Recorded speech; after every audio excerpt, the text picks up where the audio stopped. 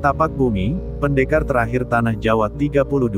Suasana pelabuhan yang ramai akibat perkelahian antar geng di malam itu, memaksa pihak ASDP dan kepolisian kota menambah personil penjagaan. Departemen Perhubungan mengirimkan petugas tambahan seperti yang diminta oleh ASDP. Kepala Kepolisian Kota pun datang bersama 2 kompi pasukan anti huru-hara. Setiap kendaraan yang masuk untuk bongkar muat, harus berhenti untuk diperiksa surat-surat kelengkapan di gerbang masuk pelabuhan. Bahkan bus-bus antar kota antar provinsi juga diperiksa. Di jalan, sebuah kendaraan angkut gandeng mengarah akan masuk ke pelabuhan. Sopir dan kernet yang duduk di depan, mengamati apa yang sedang terjadi di gerbang. Mereka tampaknya menyadari akan suatu hal. Sopir itu pun segera menghentikan laju perjalanan kendaraan di tikungan jalan raya saja. Rahasia meneh, cuk. Sambil menggerutu, tangan dipukulkan sopir kendaraan angkut gandeng itu ke setir. Kernet yang sedang melongokkan kepala dari jendela ke arah pelabuhan, terkikih mendengarnya. Tangannya yang sedang merogoh saku di celana, dikeluarkan. Sontak terdengar bunyi gemerincing saat setumpukan kertas ditumpahkan ke atas dashboard. Beberapa keping uang logam menggelinding dan jatuh ke lantai kendaraan. Aku randuwe duwet meneh lo, cuk. Sakmene wae duwetku saiki. Mendengar itu, bibir si sopir dilengkupkan ke bawah saat melirik ke dashboard. Wajah langsung dipalingkan ke arah gerbang pelabuhan lagi. Nek rakalah, duetku masih ono lo. Gantian si kernet yang melengkupkan bibir ke bawah sambil terus terkikih. Kata-kata si sopir kendaraan terdengar lucu baginya. Aku wes ngomong. Berhenti, cuk. Berhenti main. Mengko kalah kowe. Kalah tenan. Yo wes. Hahaha. Kali ini si kernet tertawa lepas. Namun si sopir yang mendengarnya, hanya melirik sekilas lalu, memalingkan kembali pandangan ke arah pelabuhan. Wajahnya tetap terlihat cemberut. Namun, sebuah rombongan mobil yang mengarah masuk ke pelabuhan, menghentikan tawa si kernet. Sontak mereka berdua menoleh, melihat rombongan mobil yang datang itu. Mobil terdepan langsung berhenti saat petugas jaga pelabuhan menghalangi di gerbang. Dari dalam mobil, keluarlah seseorang. Ia dan petugas penjagaan pelabuhan yang menghentikan terlibat pembicaraan. Kelihatannya, pembicaraan mereka memanas dan orang yang turun dari mobil yang terdepan itu mengeluarkan sepucuk senjata api dari balik baju. Dor, suara letusan itu sontak mengagetkan para petugas penjagaan pelabuhan yang lain. Mereka yang terdiri dari polisi dan staf perhubungan itu, lantas bergegas mencari perlindungan. Sementara orang-orang dari dalam rombongan mobil, berloncatan keluar sambil membawa berbagai senjata api. Dor, dor, dor, rentetan suara tembakan terdengar. Polisi dan staf perhubungan yang tidak sempat mendapatkan tempat berlindung, bergelimpangan terkena peluru. Namun, tembakan dari orang-orang yang berloncatan dari rombongan mobil itu, dibalas oleh polisi, beberapa orang tertembak pula. Wih, opo kui, cuk, iku pasti ono sing mati, cuk. Tembak-tembakan oi. Sopir dan kernet yang melihat kejadian, sontak terkejut. Namun, mereka tidak berani meninggalkan kendaraan. Hanya duduk terpaku memandangi tembak-menembak yang terjadi di sekitar gerbang pelabuhan. Tanda hubung, tanda hubung, tanda hubung. Untuk sementara waktu, kita perbaiki dulu kerusakan di ruang percobaan dan rekayasa nuklir BATANINDO Jakarta. Ada beberapa alat uji coba fusi nuklir yang juga rusak. Kelanjutan uji coba fusi nuklir akan dilakukan setelah konferensi pers.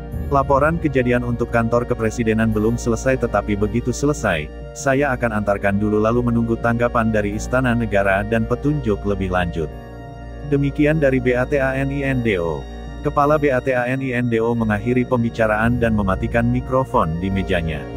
Lembaran yang disusun dalam map, diserahkan kepada seorang staf yang duduk di belakang kursi. Wajah Tias terlihat begitu lelah. Sejak awal pertemuan persiapan laporan kerusakan gedung BATANINDO yang dihancurkan oleh gentong kayu itu, ia terlihat tidak bersemangat. Lebih banyak diam tanpa mengeluarkan satu pernyataan pun. Staf laboratorium BATANINDO yang duduk di kursi sebelah juga diam tanpa terlibat aktif dalam pertemuan. Sementara Kepala BATANINDO yang sejak awal diberondong berbagai pertanyaan oleh Kepala Kepolisian Negara, lebih banyak menjawab sesuai laporan kejadian yang diterima. Ada suasana murung dalam pertemuan yang malam itu diadakan di kantor Kepala Kepolisian Negara. Tampak di sela-sela Kepala BATANINDO mengakhiri pembicaraannya, Kepala Kepolisian Negara yang duduk bersebelahan dengan Jenderal Sandika Perkasa, memiringkan kepala mendengarkan seorang perwira ajudan yang sedang memberikan laporan. Pembicaraan yang berbisik-bisik itu terkesan sedang membicarakan sesuatu yang penting. Raut wajah sang kepala kepolisian negara terlihat mengernyit. Sesaat kemudian, sang perwira ajudan itu memberikan hormat dan berbalik mundur. Apakah kita tidak memberikan laporan tentang penyebab kehancuran gedung dan laboratorium BATANINDO kepada Istana Negara, Jenderal Sandika? Setelah perwira ajudan itu keluar ruangan, Kepala Kepolisian Negara mendekatkan tubuh ke Jenderal Sandika yang duduk di sebelah. Ia memiringkan tubuh untuk berbisik. Namun, sang jenderal tidak lantas menjawab. Ia terdiam sambil mengamati sekeliling ruangan pertemuan. Sebenarnya, ada satu sosok individu lagi yang juga dialami di Grambung, Bapak Kepala Kepolisian. Jenderal Sandika berbisik sambil memiringkan kepala pula. Mendengar kata-kata sang jenderal, Kepala Kepolisian Negara mengernyit. Lalu, membelalak menatap orang yang duduk di sampingnya itu. Ia terlihat sangat terkejut. Astaga, jadi ada dua sosok individu. Tanya Kepala Kepolisian Negara seakan tidak percaya. Suaranya ditekan sekecil mungkin agar tidak menarik perhatian orang-orang. Jenderal Sandika mengangguk mengiyakan, sambil memandang sekeliling. Penampilannya sama kayak yang di gedung BATANINDO. Cuma, kita belum tahu apa hubungan antara yang di Grambung dengan yang di Jakarta ini. Sambil berbisik, wajah Jenderal Sandika memandang ke arah kepala BATANINDO.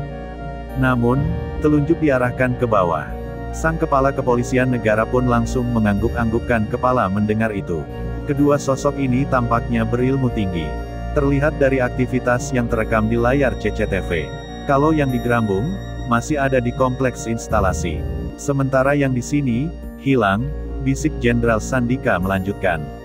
Artinya, ini adalah termasuk kasus kategori X. Begitu, Jenderal. Jenderal Sandika hanya menganggukkan kepala untuk mengiyakan perkataan Kepala Kepolisian Negara. Sikap kedua petinggi keamanan pertahanan negara itu berusaha tidak menarik perhatian yang lain. Sambil berbisik, mata mereka mengamati sekeliling ruangan. Profesor Santo dari UI bilang, ini anomali dalam uji coba fusi nuklir, bisik Jenderal Sandika. Tanda hubung tanda hubung tanda hubung. Di kedua instalasi, Komandan. Mendengar perkataan seseorang yang sedang duduk di depan beberapa layar komputer, laki-laki yang dipanggil komandan itu segera beranjak dari duduknya. Sambil mengernyit, ia berjalan mendekati. Begitu berdiri di belakang kursi orang yang memanggilnya, sang komandan melipat kedua tangan di depan dada. Beberapa orang lain juga ikut berdiri dan berjalan mendekat. Mereka bergegas karena ingin tahu. Satuan khusus yang saya perintahkan beberapa hari lalu, sudah dibentuk. Sang komandan bertanya pada orang yang berdiri di samping kanan. Oleh karena semula merundukkan badan, penasaran dengan tampilan di layar komputer, yang ditanya itu pun segera menegakkan badan. Sudah siap, Komandan, tunggu perintah. Komandan. Sang komandan terus memandangi layar komputer yang menampilkan instalasi nuklir Lembah Grambung dan BATANINDO.